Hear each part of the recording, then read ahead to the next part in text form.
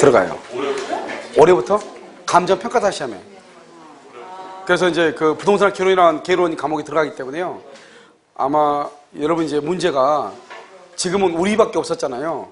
우리밖에 없었으니까 문제가 이렇게 항상 비슷비슷하게 이렇게 나왔거든요. 그런데 앞으로 아마 내년이나 내후년부터 공부를 하시는 분들은 아마 부동산 개론이 상당히 좀 난이도가 올라갈 걸로 생각이 들어요. 왜냐면 우리만 시험에 있었을 때는 아무것도 아니죠. 우리 하나만, 다른 데 없거든요. 그런데 이제 감정평가사 시험에 이제 그 시험에 들어가게 되면 어느 정도 거기도 이제 데이터베이스가 쌓일 거 아니에요. 그러면 이제 그 사람들 아마 거의 문제가 공유기사 기출문제에서 첫 해에 나올 거예요. 그 사람들은. 그런데 이제 만약에 내년, 내후년 이렇게 가면은 감정평가사 우리하고 시험 수준이 똑같거든요. 민법도 똑같거든요. 수준이요. 그러니까 그 사람들이 뭐냐면 아마 부동산 개론도 우리하고 수준이 똑같을 거예요. 그러면 문제가 시험을 한 군데서만 보는 것이 아니고 여러 군데서 시험을 보면은 문제 유형이 아무래도 많이 좀 달라지고, 그러니까 많이 달라지는 그 유형의 문제 우리가 또 봐야 되죠. 우리가 민법이 왜 그러냐면 민법은 시험 볼 때가 너무 많아. 10군데나 되고 10군데. 그러니까 10군데 되니까 똑같이 문제를 낼 수 없으니까 약간씩 변형해서 문제를 내죠. 그러니까 표현력이 이렇게 다양하게 되는 것이에요. 알겠죠? 그러듯이 우리만 시험에 있다가 다른 시험에 있으면 아마 올해 내년까지는 관계없겠지만 크게, 그러면 만약 올해부터 감정평가 시험이 있어 감정평가 문제가 내년에도 시험에 나오겠죠. 내년 시험 보는 사람은 거기에서 문제의 지문이 또 아마 분명히 나올 거예요. 그럼 우리 시험을 가지고 걔들이 또 시험 보니까 서로가 이제 이렇게 주고받고 하다 보니까요. 아마 한 3년 정도 뒤에 되면은 학계론의 공부 양도 만만치 않지 않을까 이런 생각이 들어요. 지금도 어려워 죽겠네. 그러니까 공부는 이런 거 처음 하다 보면 용어가 익숙하지 않으니까 공부가 어렵게 보이는데, 공부를 자꾸 하다 보면 아무렇지 않은데, 그러니까 제가 몇 번 얘기하지만 기출문제 지문 있죠. 지문 강의해놓은 거 있잖아요. 그것을 반복적으로 들으라고요. 반복적으로. 지문 해놓은 거 있죠. 그것을 반복적으로 꼭 들으라고요. 그걸 반복적으로 이렇게 학습을 해야지, 지문을 반복적으로 보는 거 하면 이론 강의하고 지문 해놨기 때문에 지문이 귀에 익숙하면요. 문제가 보이거든요. 문제가. 그런데 그렇지 않고 7월 달에 만약에 문제풀이 하잖아요. 그건 너무 늦는 것이에요. 그렇죠? 7월 달에는. 그래서 지문을 자꾸 봐야 돼요. 그래야지만이 하나만 똑같이 봐야지, 소리 듣는 것도 똑같은 걸 듣고 지문도 똑같은 걸 들으니까 여러분들이 아마 쉽게 빨리 정복이 되는데, 자꾸 이것 듣고 저것 듣고 하다 보면 끝없어요. 그래서 모든 학문은 그냥 반복이 짱이에요. 알겠죠? 반복보다 더 좋은 것은 전혀 없어요. 그러려면 어떻게 하냐? 소리가 똑같이 들려야 돼요. 그러니까 그건 뭐냐? 기출문제, 지문집. 알겠죠? 강의해놓은 거, 지문 그것을 정확하게 들으신 것이 좋아요. 그 다음에 여러분, 3월 5일 있죠? 3월 첫째 주 강의할 때는, 그런데요. 3월 5일 토요일 날 있죠? 토요일 날은, 이것은 다른데 제가 보강이 잡혀 있어가지고 어떻게 할 수가 없어요. 알겠죠? 그래서 우리가 수요일 날 있죠? 수요일 날하고 이렇게 토요일 날 이렇게 있잖아요. 그래서 여기서 수요일 날은요, 물권법을요, 계속 할 거예요. 그 다음에 토요일 날은요, 특별법을 할 거예요. 특별법. 무슨 말인지 아시겠죠? 그러니까 특별법은요, 뭐로 하냐면, 제가 판례 문제집이 있거든요. 판례 문제집. 그렇죠? 그래서 그 판례 문제집은 여러분 나중에 유학집으로 나오는데요. 그 유학집에 나와 있는 지문들을 그대로 묶어가지고 문제로 만들어 놨거든요. 그래서 순서대로 쭉 해가지고 해놨기 때문에요. 아무래도 특별법은 양 자체가 엄청나게 많아요. 그래서 이 문제가 양 자체가 좀 많은데 문제는 50문제예요. 그래서 50문제를 풀어보면 끝이거든요. 알겠죠? 그럼 여기에서 6문제가 나오거든요. 그러니까요, 판례 문제집을 가지고요, 문제를 풀도록 그렇게 하겠습니다. 무슨 말인지 아시겠죠? 그래서 그걸 가지고 쭉 풀면 똑같아요. 그러니까 이 특별법 풀고요, 그 다음에 물권법, 시간이 좀 걸려도 물권법 이렇게 풀고 나면, 그 다음에 이제 민법 총칙 해놨고 채권법 해놨잖아요. 근데 채권법은 국가고시 해놓은 곳은 아니거든요.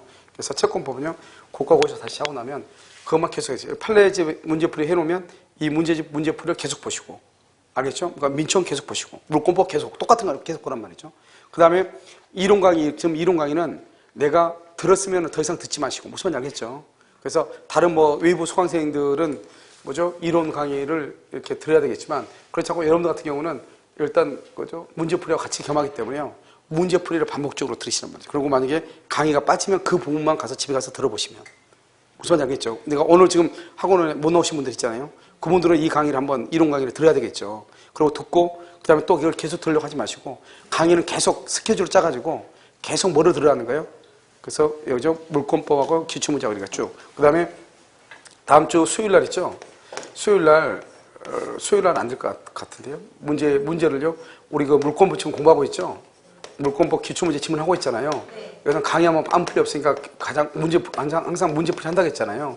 그래서 수요일 날은 안 될 것 같고요. 그 다음 주부터는요, 문제풀이를 계속, 문제 있죠? 우리 한 번 했었죠, 물권법 민청할 때. 그런 식으로 해서 문제를 하도록 그렇게 하겠습니다. 왜냐하면 공부는 보는 것도 중요하지만 암기하는 것도 아주 중요하거든요. 그래서 항상 하는 얘기가 뭐냐면, 얘기가 이해예요, 이해. 이해고 뒷바퀴가 뭐냐, 차의 뒷바퀴가 암기예요. 그래서 이해하고 암기가 항상 같이 굴러가야 돼요. 항상. 이해를 하면서 암기를 해야 돼요. 그러니까 자꾸 내가 뭘 이렇게 이해가 되지 않으면 뭘 아무것도 못하는 분들이 있는데, 기본적으로 암기해야 될 틀이 있죠. 아까 우리 내가처럼 목차 같은 것은 기본적으로 암기를 해놓으면 공부하기 아주 쉬워지거든요.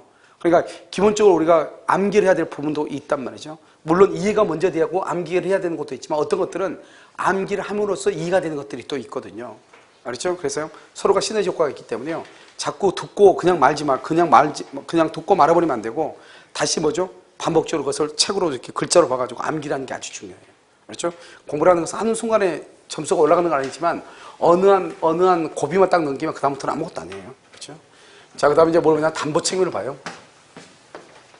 왜냐면 담보 책임이라고 하는 것은 뭐냐? 담보 책임 이렇게 돼 있죠? 그래서 담보 책임은요, 이런 것이죠. 봐요. 이렇게 지금 이렇게 갑이 있죠? 갑이 있고, 여기 지금 을이 이렇게 있잖아요. 을이 있으면 이 갑이라는 사람의 건물이 1억이란 말이죠. 그럼 1억이면 이 갑이라는 사람은 자기 집이 1억은 나간다고 생각을 하고, 을은요 1억이란 돈을 주죠. 을은 이 건물이 1억 원의 가치가 있다고 생각을 하죠. 이것을 우리는 뭐라고 하냐? 등가성이다 이렇게 하죠. 등가가 뭐죠? 가격이 동등한 성질이다 이런 말이죠. 등가성 이렇게요.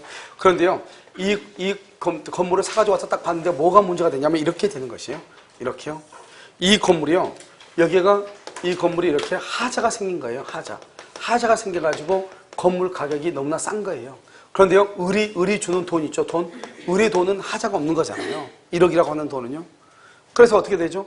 이 1억이라는 돈은 아무 문제가 없는데, 건물에 하자가 있으니까 이것은 등가성이 아니고 밸런스가 맞아 안 맞아? 안 맞죠. 그럼 어떻게 해야 돼요? 그러면 이것을 하자가 밸런스를 맞춰야 되겠죠. 그럼 어떻게 해야 돼? 여기에다가 돌을 하나 얹어야 되겠죠. 그럼 무겁죠. 무거우니까 이렇게 내려오겠죠. 알겠죠? 그것을 이걸 말한다, 손해배상이다 이렇게 얘기를 하죠. 그 다음 어떻게 해요? 여기 이 부분을요, 돈을 깎으면 되죠. 이것을 대금 감액이다 이렇게 얘기하죠. 돈을 깎아. 그럼 어떻게 해요? 이렇게 올라가겠죠. 깎으니까, 가벼우니까. 그럼 또 밸런스가 맞겠죠. 아무 돈도 깎아오고 돌도 얹어보고 했는데 도저히 안 되죠. 그럼 어떻게 돼요? 그러면 계약을 뭐란다? 해제를 해야 되겠죠. 해제. 이것을 대금감액 계약의 이제 손해배상을 담보 책임이라고 얘기하는 것이에요. 그러면 이 담보 책임이라는 것은 누가 하는 것이냐? 여기요, 누가요? 매수인이 누구한테요? 매도인에게 하는 것. 매수인이 매도인에게 청구하는 것을 담보 책임이라고 얘기를 하는 것이에요. 담보 책임 이렇게. 매수인이 매도인에게 이렇게. 그걸 매도인의 담보 책임이라고 하고, 이 매도인의 담보 책임은 무슨 책임이냐? 무과실 책임이에요. 무과실 책임. 그래서 매도인은 잘못이 없어도 책임을 지는 것이고, 만약에요, 이렇게 매도인의 담보 책임에서 매수인한테 과실이 있다. 고의과실할 때 과실이 있다. 그러면 이것은 손해배상을 정할 때 참작할 수는 있는 것이에요. 그래서 참작할 수는 있다. 이렇게. 이것은 이제 무과실 책임이다. 이렇게 얘기해요. 이걸 담보 책임이다. 이렇게 얘기해요. 그러면 이제 담보 책임은 어떻게 했냐? 먼저 569조를 먼저 봐야 돼요. 569조 보면 타인의 권리에 대해서 이것도 매매의 대상으로 할 수 있다. 이게 우리나라 특이하죠? 그래서 여기 한번 보면 이렇게 이건 갑의 물건인데요. 의리한 사람이 이것을 병한테 이렇게 매매 계약을 할 수가 있는 거예요. 그럼 매매라면 어떻게 돼요? 의리한 사람이 갑의 물건을 병한테 팔았잖아요. 그럼 어떻게 하면 되죠? 을은 갑한테 그걸 사가지고 병한테 퉁깨주면 아무런 문제가 없잖아요. 그러니까 남의 물건에 대해서도 매매 계약을 체결할 수 있다 이 말이죠. 그런데 어떤 이유로요? 여기서 갑이 을한테 이렇게 팔지 않는다고 하죠? 그럼 우리 병한테 등캐줄 수 있어 없어? 없잖아요. 그러면 이제 누가 열받아? 병이 열받죠? 병이 그러면 쌍칼 들고 누굴 쫓아가? 을을 쫓아가죠? 매수인이 매도인한테 쫓아가는 걸 담보 책임이라고 얘기하는 거예요. 자, 그 다음에요. 얘는 569조고요. 여기 이제 권리의 하자가 있는데, 권리는요, 여기서 570조, 572조, 574조, 575조, 576조가 있고요. 여기요. 그다음에 576, 577까지.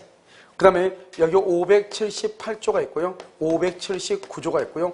여기 물건의 하자에서 580하고 581조 이렇게 되어 있죠. 그런데 이걸 그럼 법조문을 다 암기해야 되냐? 그건 아니고요. 여기서 이제 우리가요, 기본적으로 암기해야 될 것들이 있단 말이죠. 이 570조를 뭐라냐? 전부라고 얘기해요. 그래서 전부 타인의 권리다. 이렇게 얘기해요. 그 다음에 이 572조는요, 일부 타인의 권리 이렇게 얘기하고요. 574조는요, 수량 부족, 그 다음에 일부 멸실의 담보 책임 이렇게요. 그 다음에 여기는요, 용익 권능의 제한 이렇게. 용익 권능의 제한. 여기 576조는요, 저당권, 전세권, 그 다음에 저당권의 행사 이렇게. 그 다음에 578조는요, 이것은 뭐냐면 경매에 관한 것이고요. 579조는요, 채권에 관한 것이고, 580조는요, 특정물의 하자에 관한 것이고요. 그 다음에 581조는 종류물의 하자에 관한 것이다. 이런 말이죠. 그래서 이제 이렇게 되어 있어요. 전체 법적 구조가요. 그럼 여기서 보면, 먼저 전체적인 구조를 먼저 한번 봐야 되잖아요. 가장 중요한 것은 권리의 하자하고 물건의 하자가 되는 것이죠. 자, 다음 두 번째는요. 여기 봐. 여기는 전부라는 말 있죠. 전부. 여기는 무슨 말 있어? 일부라는 말 있죠. 이 두 가지가 지금 타인의 권리잖아요. 이렇게 타인의 권리의 경우는 이것을 이행, 이익, 배상을 해야 돼요. 이행, 이익, 배상. 원래 여러분요, 담보 책임은 원시적 불능하고 관계가 되기 때문에 신뢰, 이익, 배상을 해야 되거든요. 그런데 여기 이 두 가지 타인의 권리는 이행, 이익, 배상을 해야 돼요. 그 다음에 두 번째, 여기 보면요, 일부란 말 있죠, 일부. 일부란 말 있고, 부족이란 말 있고, 일부란 말이 이렇게 있잖아요, 일부. 그렇게 했죠? 그러면 일부, 부족, 일부죠? 일부가 이렇게 부족하죠? 이런 경우에 뭐가냐? 대금, 감액, 청구권이라고 하는 것이 있는 거예요. 대금, 감액, 청구권. 왜냐면 우리가 감액한다는 것은 일부를 계약을 해지하겠다 이런 말이거든요. 그래서 이것이요, 일부, 대금, 감액, 청구권 이렇게 부족할 때요. 그 다음에 또 뭐가 있냐면 여기 전세권, 저당권의 행사라고 되어 있죠? 이 행사를 뭐라 하냐? 이것을 경매라고 얘기하는데요. 경매. 이것은 선이 악의를 불문한다. 무슨 말이냐? 우리는 여러분요, 전세권이나 저당권이 설정되어 있는 것을 알면서 계약을 할 수 있어요? 없어요? 있죠? 그러니까 알고 하든 모르고 하든 그러면 우리가 저당권이 있다고 해가지고 언제나 그 건물이 경매가 되는 것은 아니잖아요. 알겠죠? 우리가 이런 보면 원주 시내에 있는 이 많은 아파트 중에서요, 아마 90% 이상이요, 전세나 저당권이 잡혀 있을 거예요. 그럼 우리가 보면 우리나라는 참 특이하게요, 말은 내가 내 집에서 내 아파트에 살고 있는데요, 실질적으로는 그건 뭐죠? 은행에다가 저당 잡고 돈을 빌려서 집을 사잖아요. 그러니까 결론적으로는 뭐하고 똑같아요? 월세 사는 거하고 똑같은 거예요. 그렇잖아요, 지금요. 그러니까 이런 경우 그렇다고 해서 언제나 그 건물이 경매가 되는 것은 아니다 이런 말이죠. 그래서 이런 경우는요, 이런 권리하자죠. 권리하자는 매수인요. 매수인은 선의이냐 악의이냐 이렇게 따지고요. 여기 제척기간이죠. 제척기간이라고 하는 것은 몇 년이냐? 1년 이렇게 한다. 1년 이렇게요. 그럼 여기요. 여기는 선악 불문하죠. 이렇게 돼 있죠. 그 다음에 경매가 있고 채권인데 이 경매는요, 봐봐. 법적으로 순서로 봐봐. 여기가 권리이고 여기가 뭐죠? 물건이죠. 그러니까 이 경매의 경우는 경매는 권리의 하자가 있을 때는 책임을 지지만 물건의 하자가 있을 때는 책임을 진다 안 진다? 안 진다 이거. 그 다음에 이건 특정물 종류물이죠. 특정물 종류물을 우리는 뭐라 하냐? 이것을 하자 담보 책임이라고 얘기해요. 이것만. 이 하자 담보 책임에서는 매수인은 이것은 선의 플러스 무과실이냐 또는요 악의 또는 과실이냐 이렇게요. 여기 제척기간 있죠? 제척기간은 몇 개월이다? 6개월이다 이렇게 얘기하는 거죠. 그래서 제척기간은 6개월이다. 여기는 제척기간은 1년이다. 이렇게 얘기를 하는 것이죠. 그래서 이거 권리가 있고 그 다음에 경매가 있고 채권이 있고 물건이 있고 이렇게 되는 거예요. 그 다음에 먼저 또 전체적으로 그림을 한번 그려보고 하잔 말이죠. 우리가 이제 전체적인 그림을 그리면 여기가 570조고요. 그래서 대금 감액 청구권이고 대금 감액. 그다음에 계약 해제권이 있고요. 계약 해제권. 그다음에 여기 손해배상이 있고 손해배상. 손해배상 이렇게 있단 말이죠. 그다음에 여기 제척기간 이렇게 있어. 제척기간 이렇게요. 이것이 이제 이렇게 있고요. 그다음에 여기 570조 전부 타인의 권리. 그다음에 572조 일부 타인의 권리. 574조 수량 부족 일부 멸실. 575조 용익 권능의 제한. 576조 저당권의 행사 이렇게요.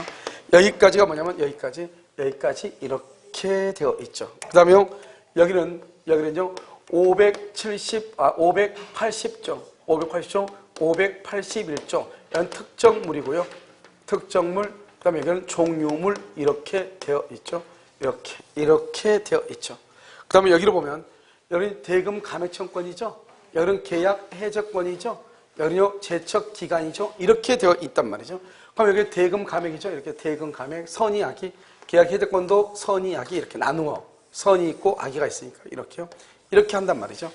그럼 이제 여기를 보면 전부 타인의 권리죠.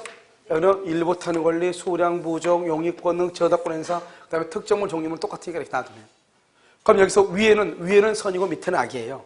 선의 악의, 선의 악의, 선의 악의 이렇게 됐죠. 자, 그럼 이제 보면 대금 감액이라고 하는 말은 어디에만 있냐?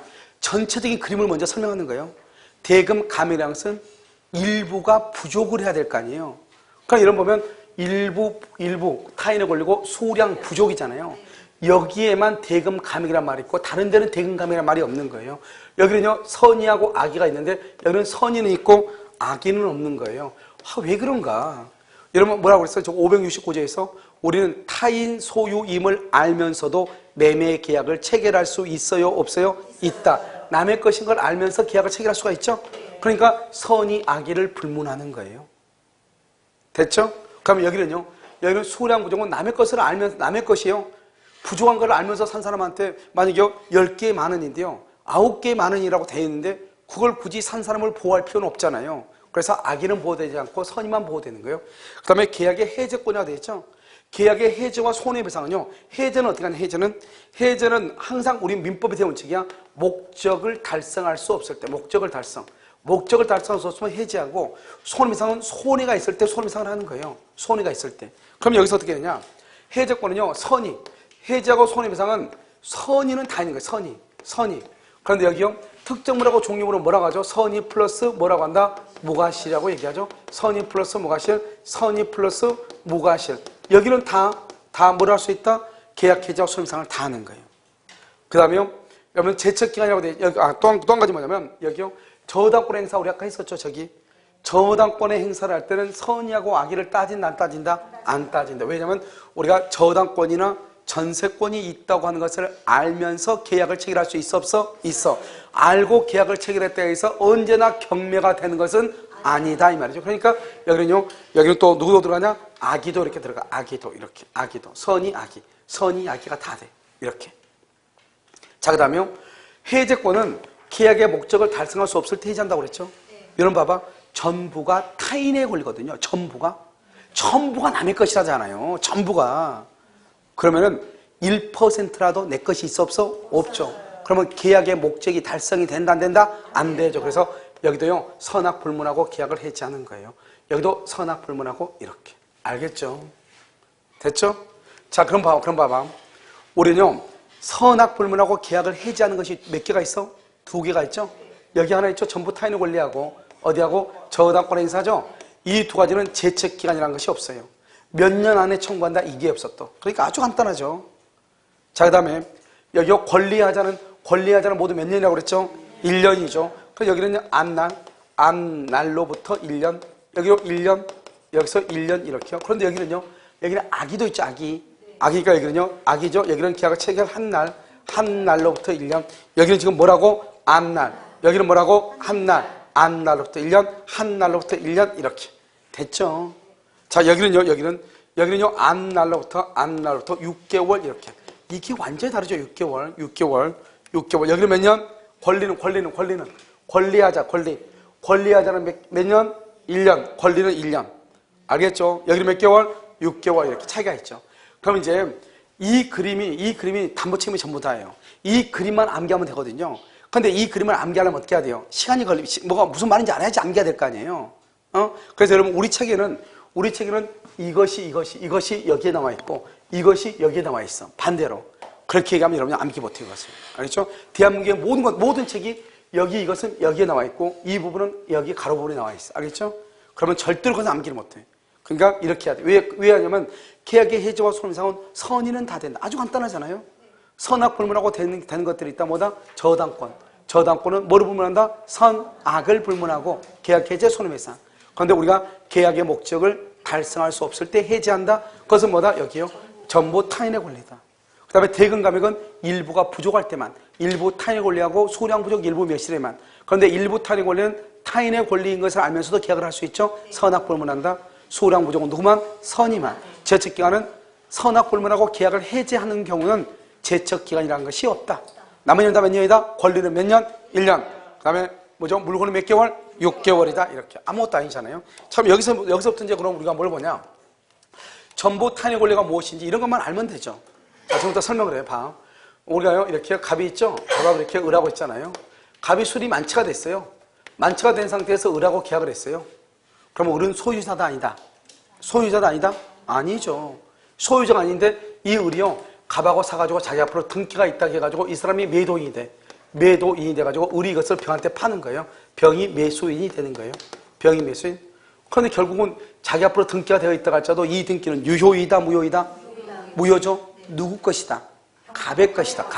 갑. 술이 만취가 됐으니까 의사 능력이 없죠. 유효이다, 무효이다? 무효이죠. 을 앞으로 등기돼서 을은 소유자가 아니죠. 누가 소유자다? 갑이 소유자죠. 결국 을이 병한테 팔았는데 이 을은 자기 물건을 판 거예요? 남의 물건을 판 거예요? 남의 물건. 그것을 뭐란다? 전부 타인의 권리라고 얘기하죠. 전부가 남의 것이니까 대금 감액이란 말은 없어. 그러면요, 여기요, 매수인. 이 매수인은 어느 경우? 저기 봐봐. 매수인은 뭐를 불문하고? 선악을 불문하고 계약을 할 수 있고 해제할 수 있고, 그 다음에 선인 경우는 뭘 할 수 있고? 손해배상을 청구할 수 있고, 제척기간은 있고 없고, 제척기간은 없다. 여기서 봐봐. 저기 보면 전부 타인의 권리하고 일부 타인의 권리는 손해배상으로 무슨 이익을 배상한다? 이익을 배상. 이게 가장 중요한 말이에요. 가장. 그러니까 여러분요, 항상 봐봐. 시험 문제 뭐라 나오냐? 이렇게 나와. 뭐라 나오냐면 전부 타인의 권리에 있어서 매수인은 대금 감액 청구권은 없다.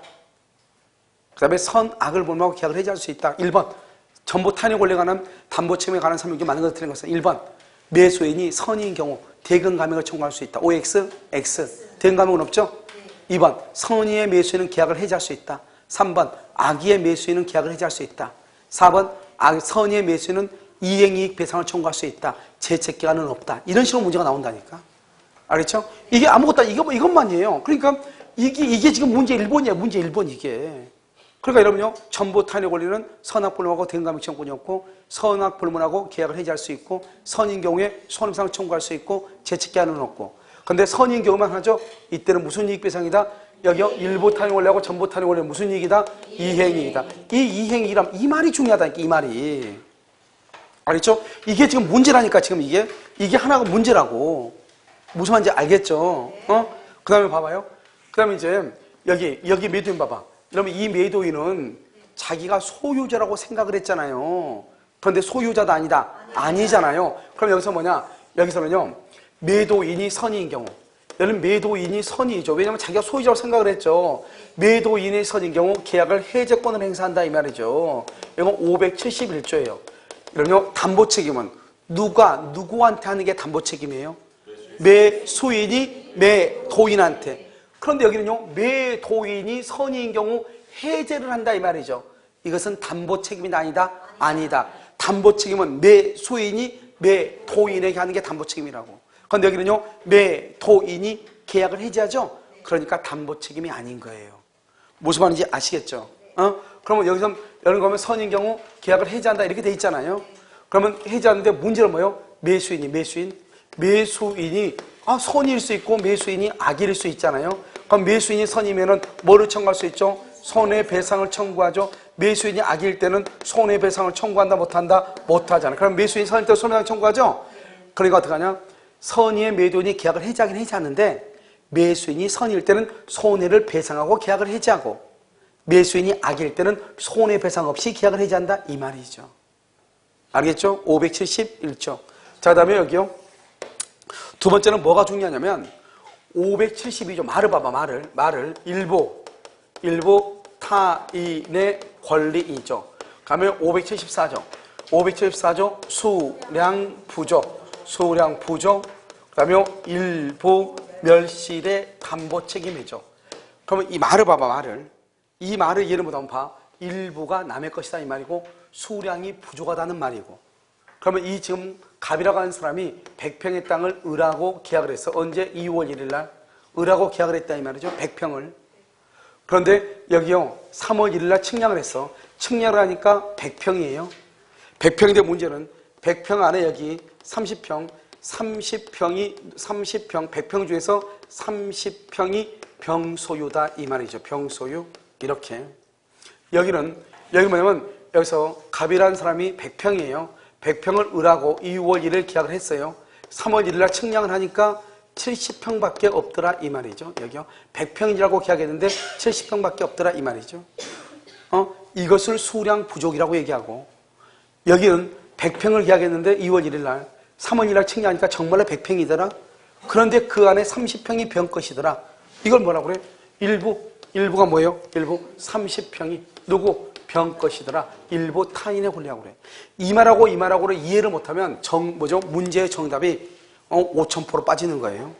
알겠죠? 반드시 이걸 알아야 봐. 왜 그러느냐? 여기를 한번 봐.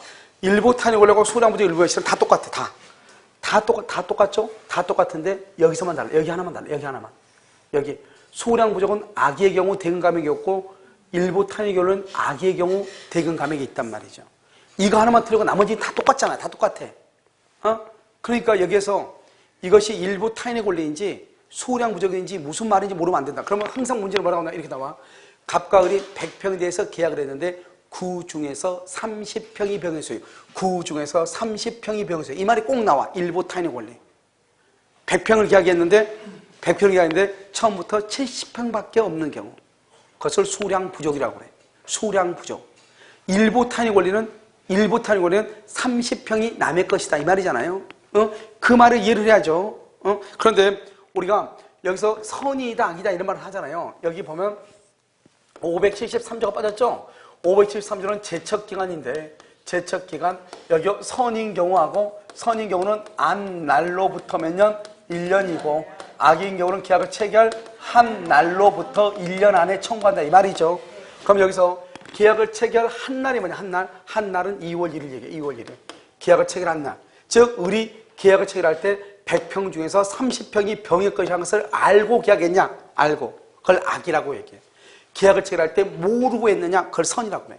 그러니까 선이냐 악이냐 하는 것을 언제를 기준으로 하냐? 계약 체결 당시.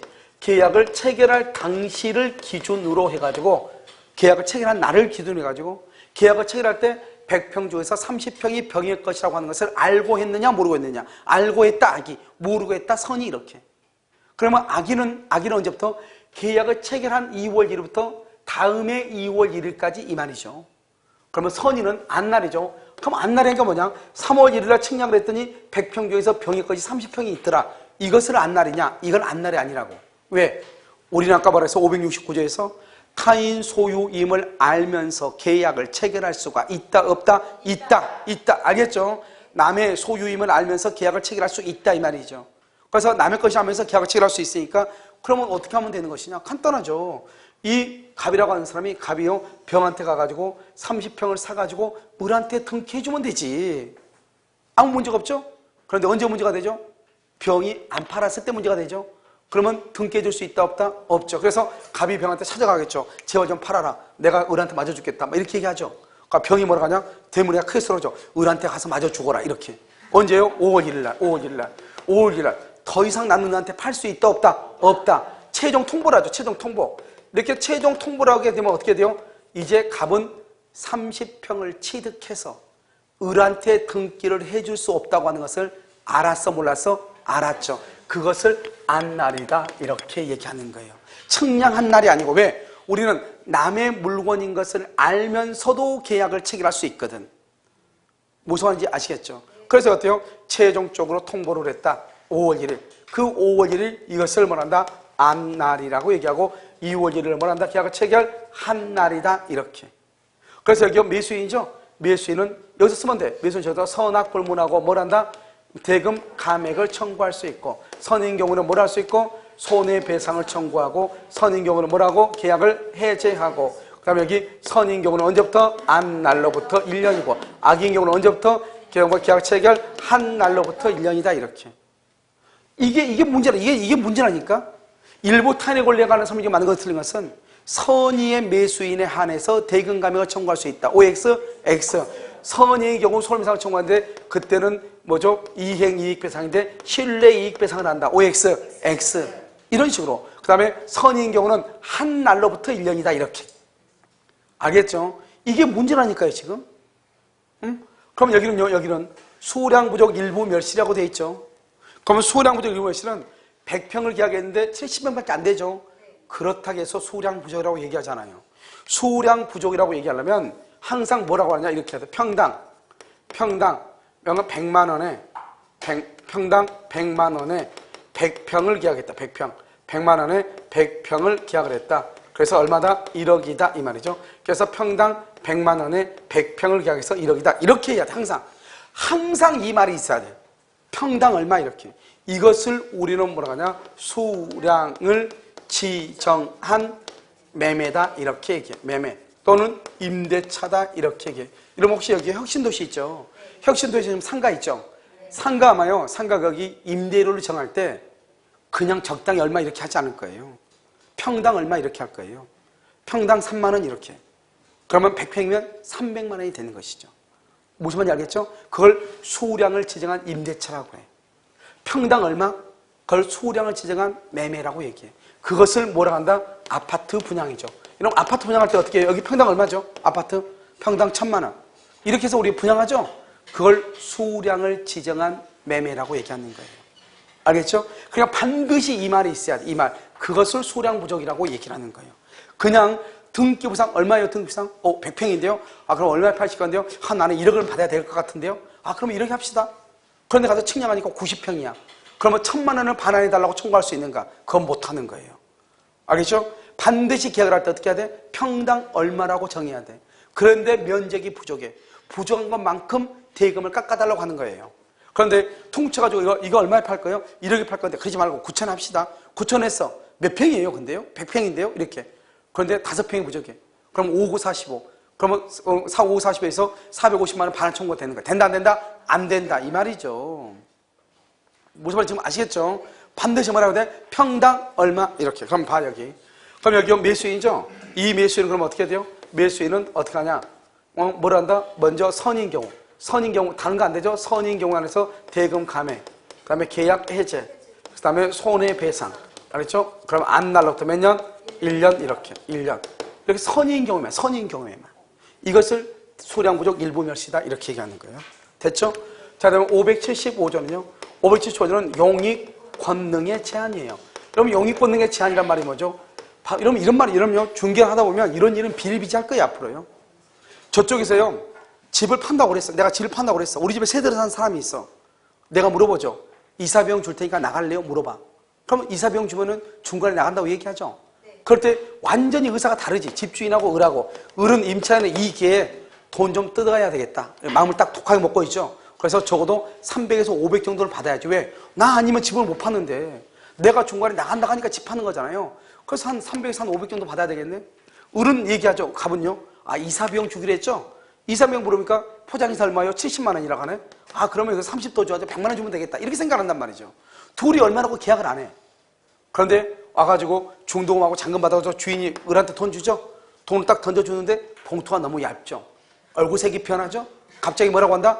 나 방 구했다 못 구했다? 못 구했다. 살 때까지 나가고 가겠다. 끝날 때까지. 난리가 나는 거죠 이제. 그런데요 이쪽에서는 아무것도 모르니까 어때요? 포장이사 해가지고 끌고 들어오죠. 그런데 와서 보니까 어때요? 임차인이 어떻게 해요? 옷 다 벗고 누워있죠.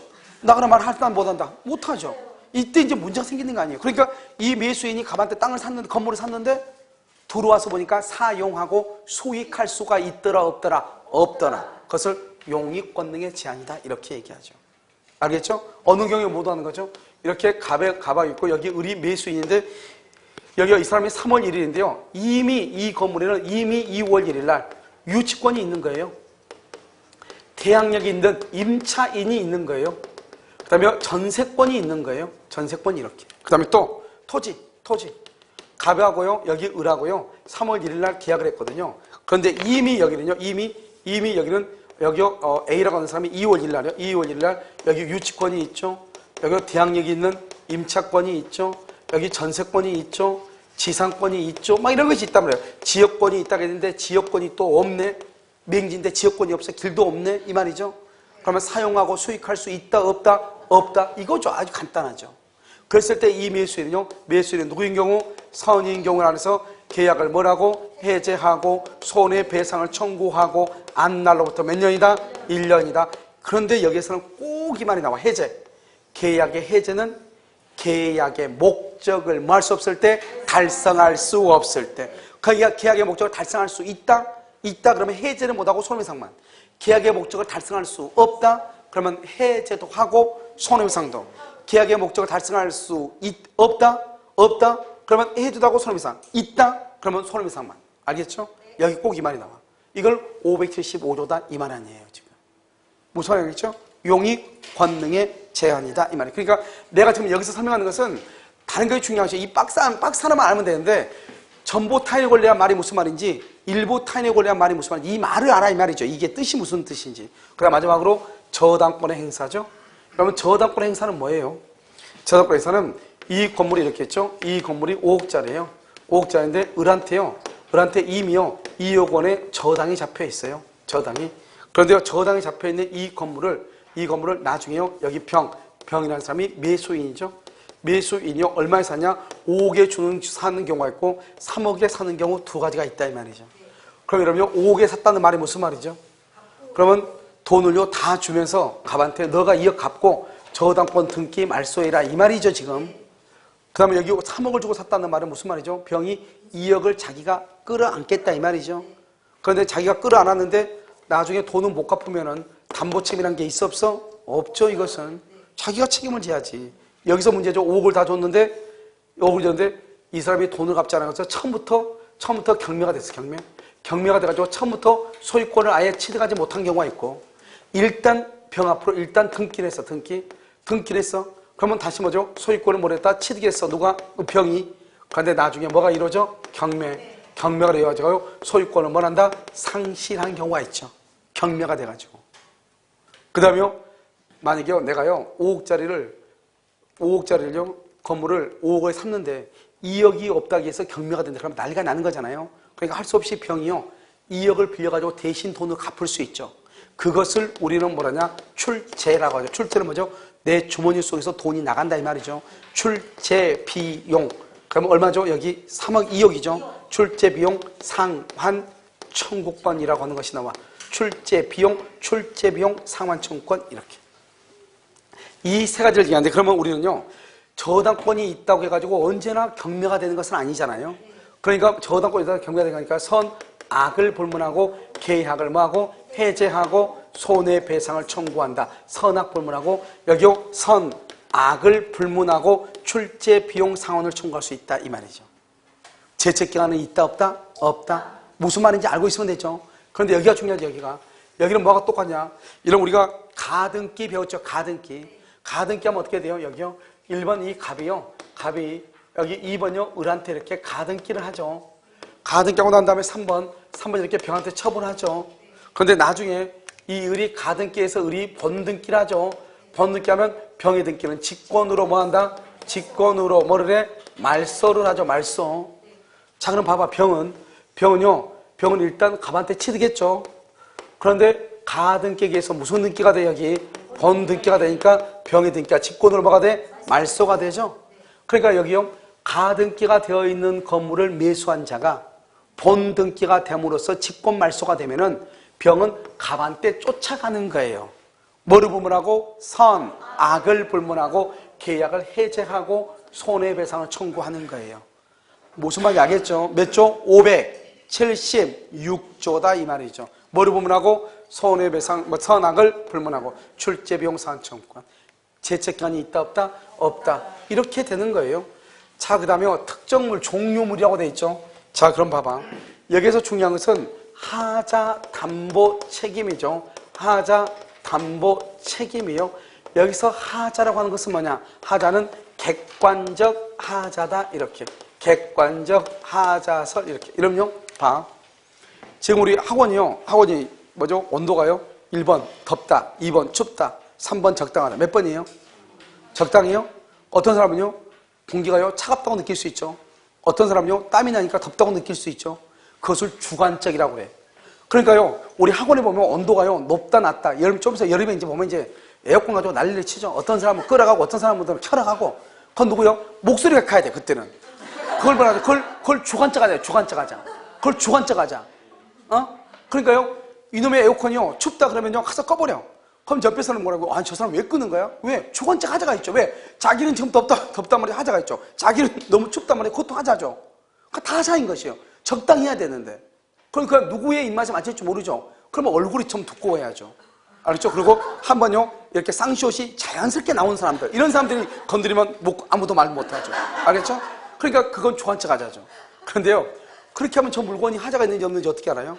그런데 이런 강의실의 크기 안에 저 에어컨을 난방기를 운전을 했더니 5분, 10분이 지나면 10도의 온도가 올라간다 해봐. 이런 소강생 수에서 난방을 틀었더니 정말로 10분이 됐더니 10도가 올라가. 그럼 물건 하자가 있어 없어? 없죠. 그렇잖아요. 그런데 나는 여전히 춥다고 느껴. 그래도 그러든지 말든지. 왜냐하면 온도가 10도 상승했잖아요.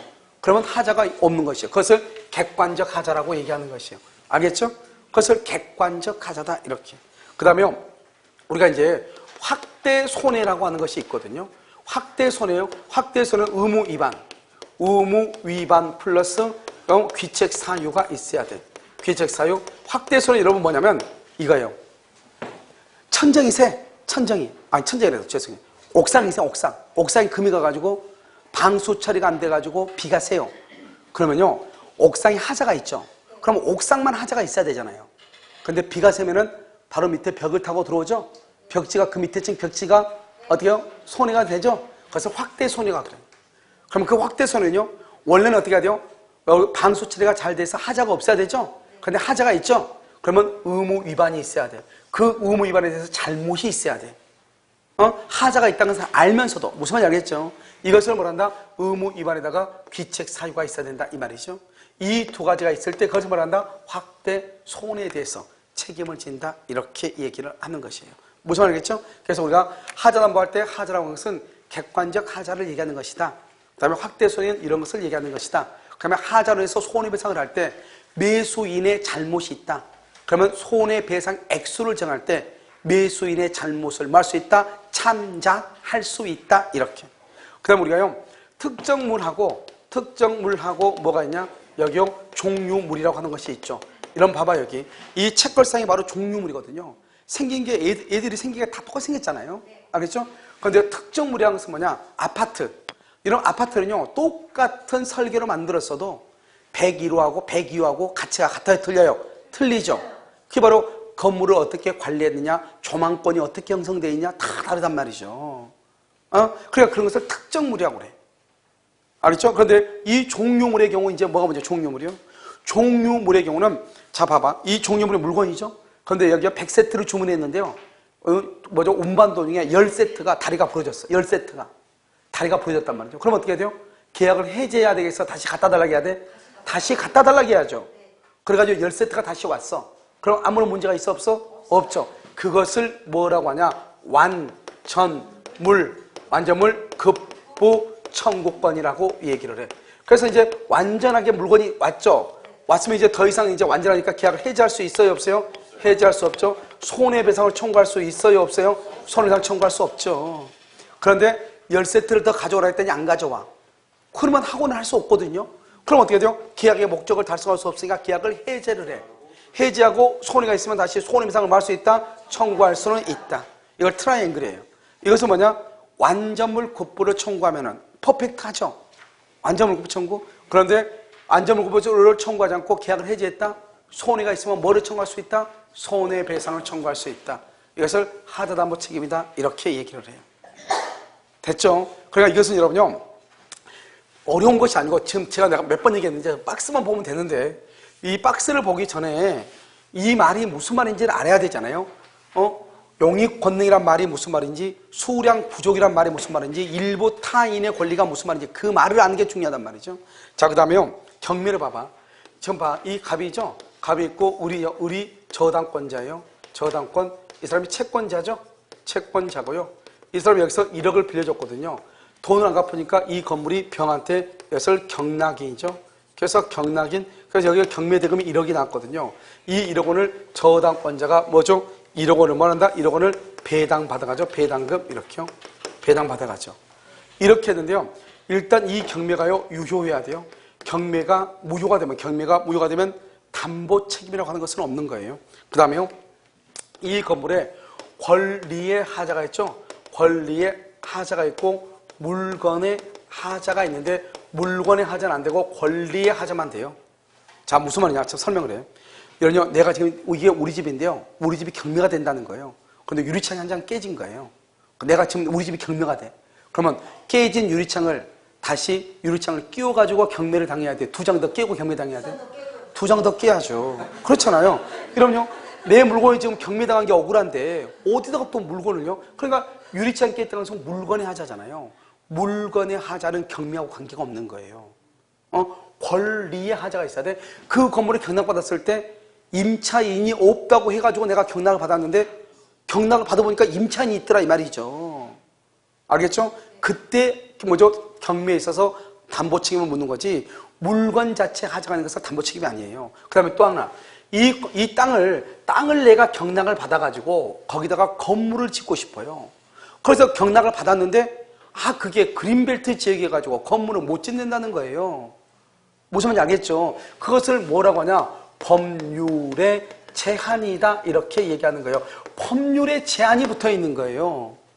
알겠죠? 이 법률의 제한, 이것을 권리의 하자로 볼 것인가 물건의 하자로 볼 것인가. 만약에 권리의 하자로 보면은 나는 건물을 짓기 위해서 경락을 받았는데 건물 못 짓는다잖아요. 그러면 담보 책임을 물을 수 있고 물건의 하자이면 담보 책임을 묻지 못한다 이 말이죠. 이러면 그 땅이 건물을 지을 수 있는 땅인지 없는 땅인지 하는 것은 누가 알아야 돼? 자기가 알아야지. 그렇잖아요. 그러니까 이 법률의 제한을 뭐라고 한다? 물건의 하자라고 얘기하는 거야. 물건의 하자. 무슨 하자? 물건의 하자라고 얘기하는 것이에요. 그러니까 만약에 내가 건물을 짓기 위해서 경락을 받았는데 건물을 지을 수 없더라 이런 말이죠. 알겠죠? 그러면은 그것을 그렇다 해서 담보 책임을 물을 수 있다 없다? 없다 이 말이죠. 어제죠. 어제 다른 데 가서 강의를 하면서요. 무슨 얘기하다가 원래는 그렇게 하면 안 되는데요. 뭐 법률 이렇게 소유권 부분을 설명을 하다가요. 소유권이 이렇다. 그래서 우리가 이제 층수 있죠. 층수를 할 때는 뭐 어떻게 하면 층수를 매칭을 한다 이렇게 해가지고 용적률, 바닥면적 막 이런 것을 아무 생각 없이 잘 모르니까 던졌단 말이죠. 좀 있으니까 한 사람이 왔어. 원래 공법에서는 그렇게 하는 게 아닌데.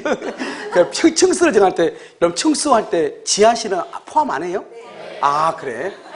그래서 난 모르니까 우리가 층수를 할 때 여러 층수가 있으면 이게 전체가 만약에 300%다. 그러면 50이다. 그러면 6층까지 지을 수 있다.